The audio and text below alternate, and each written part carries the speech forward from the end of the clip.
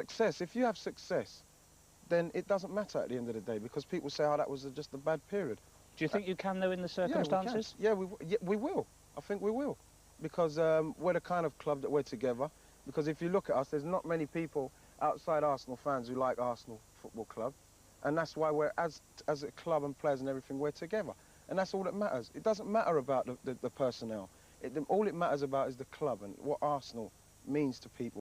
Picture this. Arsenal are top of the league.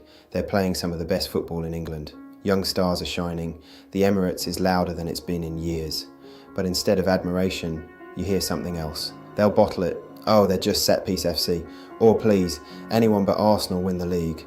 Scroll through social media during the title race and something strange happens. Fans of rival clubs, Liverpool, Chelsea, Spurs and United, suddenly start supporting Manchester City to win the league, because if City win the league again, it feels routine, expected. Another trophy in a system that already dominates English football. But if Arsenal win, the noise will be everywhere. Arsenal fans would celebrate like a giant has returned, and for rival supporters, that idea is unbearable. But why does Arsenal provoke this kind of reaction? Why do so many people, and even parts of the media, seem uncomfortable with Arsenal winning the title? Well, let's break it down further. Arsenal have always been a club that divides opinion, and a big reason is history. Under Arsene Wenger, Arsenal weren't just good, they were revolutionary.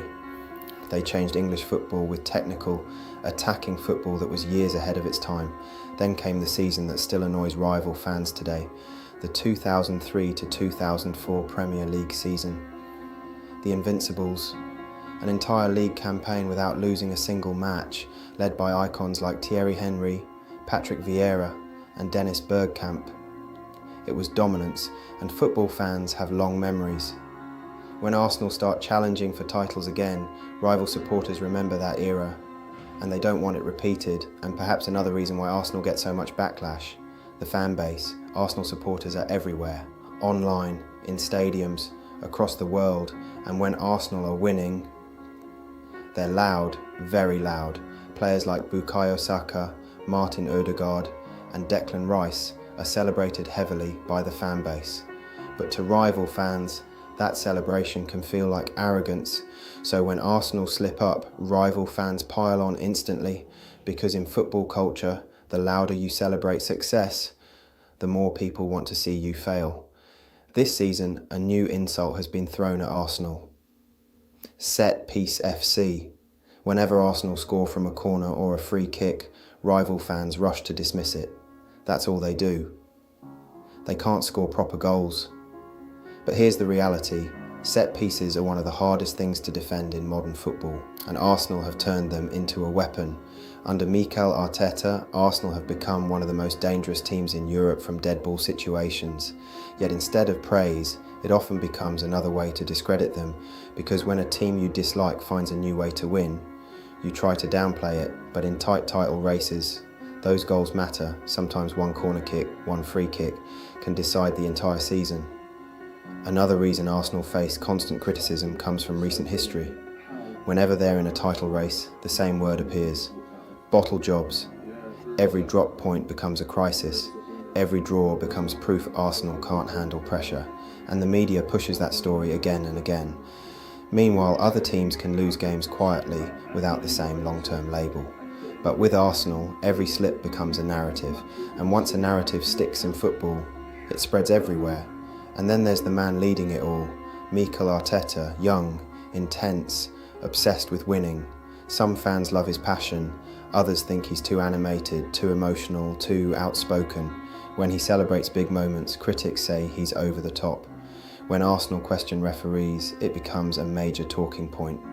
But what Arteta has built is undeniable. A young, fearless team, a squad full of talent, and a club that suddenly looks ready to compete at the very top again.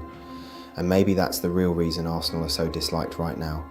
It's not just about football, it's fear. Fear that Arsenal are rising again.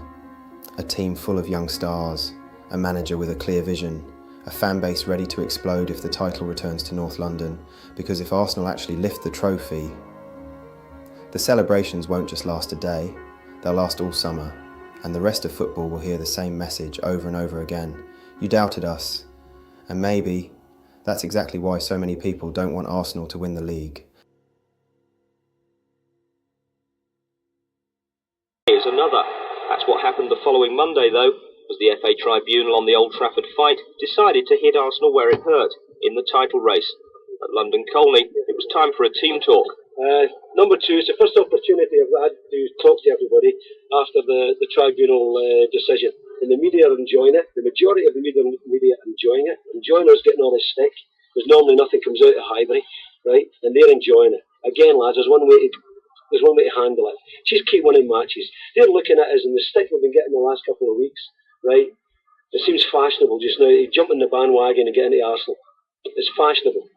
We're not second bottom, we're second top. And that's what they're set. We're second top of the league. And it's the best start we've had for over 40 years. So keep thinking football all the time. Okay? Think of football. You should all be proud of yourself and make sure we'll work hard individually and collectively. Right? We're all professional people. You've all got responsibilities to yourself and your families. And keep that in your mind at all times, right? Well, lads, if we stay together as a unit within the club, and even now, I'm trying to sort of get the crowd right with us, then we've got to get the fans on our side a lot more, like they do up north, especially at home.